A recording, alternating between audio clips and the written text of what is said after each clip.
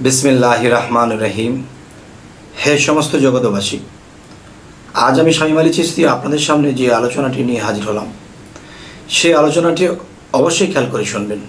आजकेर आलोचनाटी होबे साधक जारा तारा साधना करे किन्तु अनेक किछु जानार इच्छा जे मानव देहेर मध्य लामोकाम, এই লামোকামটা অনেকেই দেহের অনেক জায়গায় মনে মনে ধরে রাখে, বা কোনো বয়াতি বা কোনো শিল্পী গোষ্ঠী বা কোনো সাধনকারী তারা লামোকামটা দেহের মধ্যে কোন জায়গায় কেউ বলতেছেন নাভিতে।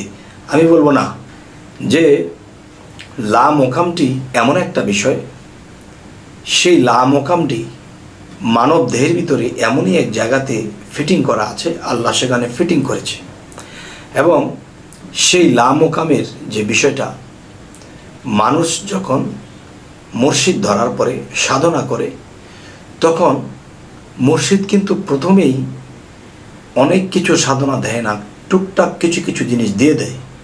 যেই সাধনাগুলো করলে তখন কি হয়, যে আস্তে আস্তে তার লামোকামটা খুলতে থাকে।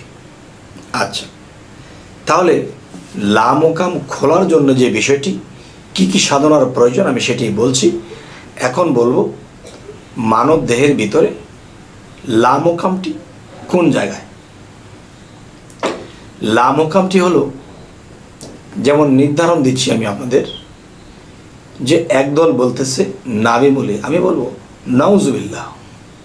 কেউ যদি বলে সিনাতে, নাউজুবিল্লাহ। কেউ যদি বলে মুখমণ্ডলে, নাউজুবিল্লাহ। এই লামোকামটি হলো মাথার তালুমূলে,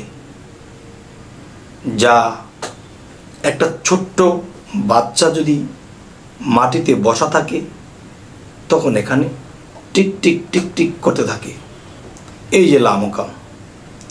আর এখানেই বলা হয়েছে যে মানুষটা যখন বড় হয়, বয়স্ক হয়, তখন তার এটা টিক টিক করতে দেখা যায় না। আচ্ছা, তাহলে এই 9টি দরজা মানুষের দেহের মধ্যে আছে, এই লামোকামের দরজাটা বন্ধ করা আছে। এই লামোকামের দরজাটা যদি কেউ খুলতে পারে তাহলে তার জীবন ধন্য হয়ে যাবে।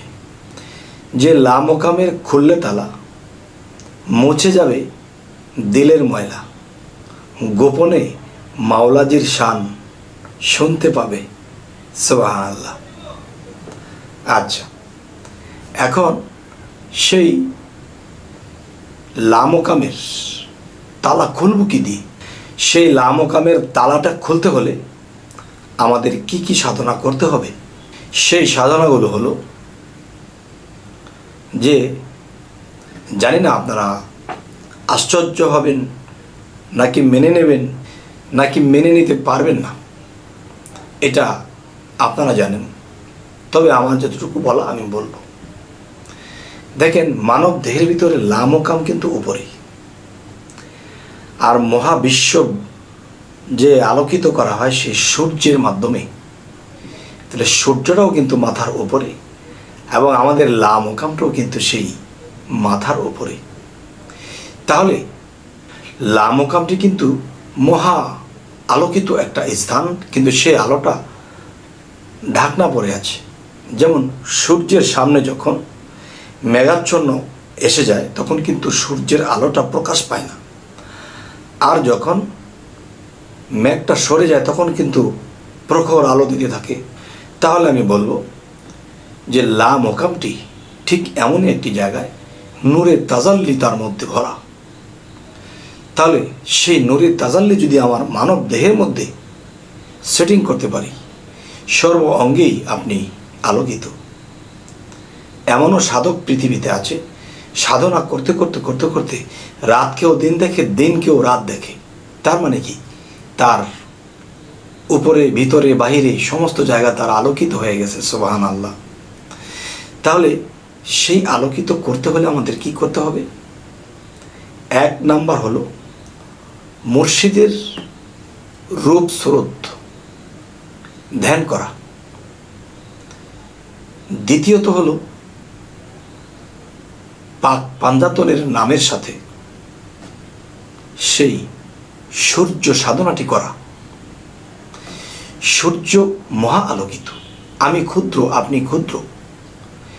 এখন সেই মহা আলোতে পরিণত হতে হলে তাহলে আমি সূর্যের মধ্যেও মুর্শিদ রূপ, রাসূল রূপ, আল্লাহর রূপ দেখতে হবে, সেখানে রূপটি রাখতে হবে। তখন আমি যে ক্ষুদ্র, তখন এই ক্ষুদ্রটা কোনো একদিন সেই মহাতে মিশে যাবে। তার মানে সূর্য সাধনা, ধ্যান সাধনা, এই দুটি লাগবে। যদি কারো রেচক, পূরক, কুম্ভক সাধনা করার প্রয়োজন মনে করে নিজ মুর্শিদ, তাহলে তাকে দিয়ে দিবেন এবং নিয়মটা বলে দিবেন। এবং সূর্য সাধনা যদি করতে হয় কোন নিয়মে, কিভাবে করতে হয়, এটাও কিন্তু যার যার মুর্শিদ বলে দেবে। তবে অনেক মানুষ এই সাধনার কথাগুলো জানে না। না জানার কারণে কি হয়, না জানার কারণে তারা এই লা মোকাম বিভিন্ন জায়গায় নির্ধারণ করে। কিন্তু না, লা মোকামের খুললে তালা, দেখবে তোমার নূর তাজাল্লা, গোপনে মাওলাজির শান শুনতে পাবে। তাই আমি বলবো, হে সমস্ত জগতবাসী, যে এই সাধনাগুলো কিন্তু জোর করে হবে না। মুর্শিদ এটাকে হুকুম দেবে এবং এটার কায়দা কৌশল জানিয়ে দেবে, কোন জায়গায় কি করতে হবে, কোনভাবে সূর্য সাধনা করতে হবে। চন্দ্র সাধনাও আছে, সেটিও মুর্শিদ বলে দেবে, কোনটা আগে কোনটা পরে এবং কোন কথা বলে কোনটা। তখন এটা আপনি রাতের গভীরে ধ্যানও করতেছেন, মুর্শিদের প্রতি, রাসূলের প্রতি, আল্লাহর প্রতি প্রেমও রাখতেছেন, আবার সাধনাও করতেছেন। এরকম করতে করতে করতে করতে কোনো একদিন প্রথমত পাবেন কি নূরে তাজাল্লি, দ্বিতীয়ত পাবেন কি আল্লাহ তাআলার সেই রূপ স্রোত, হোক সে মুর্শিদ রূপে, হোক সে রাসূল রূপে, যেই রূপেই হোক তাকে দেখে নেবেন। আচ্ছা, এখন যে কথাটি বলবো, যেই সাধনাগুলোর কথা আপনাদেরকে বলা হলো, এই সাধনাগুলো কিন্তু নিজের মুর্শিদের অর্ডার ছাড়া কখনো করতে পারবেন না। এবং তিনি পঙ্খনে পঙ্খনে আপনাদেরকে সাধনাগুলো বুঝিয়ে দেবে। হুকুম ছাড়া যদি করেন তাহলে বিপদগ্রস্ত হবেন। আমার কথা শুনে করবেন না, নিজের মুর্শিদের কাছে যাবেন। আর যারা মুর্শিদ না ধরেছেন তারা ভালো একজন কামেল মুর্শিদকে ধরে নেবেন। শুধু ধরে নিলেই হবে না, নিজ পরিচয়, আল্লাহর পরিচয়, ফেরেশতাদের পরিচয় এবং কি নিজের মধ্যে যে শয়তান আছে তার পরিচয়পত্রগুলো দিয়ে আপনাকে মুরিদ করবে। তখন আপনি সেই মুরিদের মাধ্যমে নিজেকে চিনে ফেলবেন। আর নিজেকে চিনতে পারলে রবকে চেনা যায়। যাই হোক, এই সমস্ত জগতবাসী, আজকের যে আলোচনাটি করলাম আপনাদের কেমন লাগলো? যদি ভালো লাগে তো আলহামদুলিল্লাহ, যদি খারাপ লাগে তবে জানাবেন। যদি খারাপ লাগে আলোচনাটি তাহলে জানাবেন এবং সামনে কি ধরনের আলোচনা চাইছেন তাও বলবেন এবং আমাদের চ্যানেলটিকে সাবস্ক্রাইব করে রাখবেন। সকলে ভালো থাকবেন। আল্লাহ হাফিজ।